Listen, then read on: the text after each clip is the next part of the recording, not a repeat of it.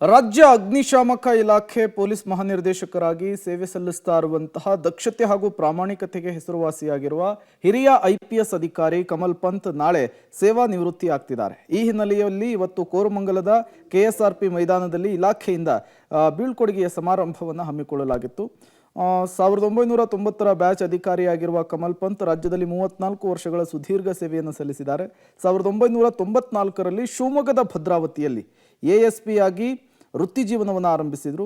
SP, DIG, IGP ಆಗಿಯೂ ಕೂಡ ಕರ್ತವ್ಯವನ್ನು ನಿರ್ವಹಿಸಿದ್ದಾರೆ.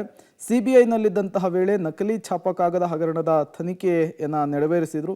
ಅಲ್ಲದೆ ಮಾಜಿ ಲೋಕಾಯುಕ್ತ ಭಾಸ್ಕರ್ ರಾವ್ ಮತ್ತು ಪುತ್ರನ ಮೇಲೆ ಲಂಚ ಪ್ರಕರಣದಲ್ಲಿ ರಚನೆಯಾಗಿದ್ದ SITಯ ಮುಖ್ಯಸ್ಥರು ಕೂಡ ಆಗಿದ್ದರು. ಬೆಂಗಳೂರು ನಗರ ಪೊಲೀಸ್ ಕಮಿಷನರ್ ಆಗಿದ್ದಾಗ DJ ಹಳ್ಳಿ KJ ಹಳ್ಳಿ ಗಲಭೆ ಬೆಂಗಳೂರು ರೌಡಿಗಳನ್ನು ಮಟ್ಟ ಹಾಕಲು ಕ್ರಮವನ್ನು ಕೈಗೊಂಡಿದ್ರು.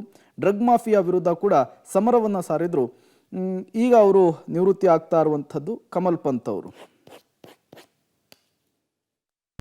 ಇಲ್ಲಿ ಬ್ಯಾಂಗ್ಳೂರು ಮೈಸೂರಿಗೆ ಹೋಗಿ ಅಲ್ಲಿಂದ ಗುಲ್ಬರ್ಗಾಗೆ ಹೋದ್ಮೇಲೆ ಅಲ್ಲಿ ಜನರು ಅಧಿಕಾರಿಯವರು ಜನರ ಜೊತೆ ಕೆಲಸ ಮಾಡುವಾಗ ನಮಗೆ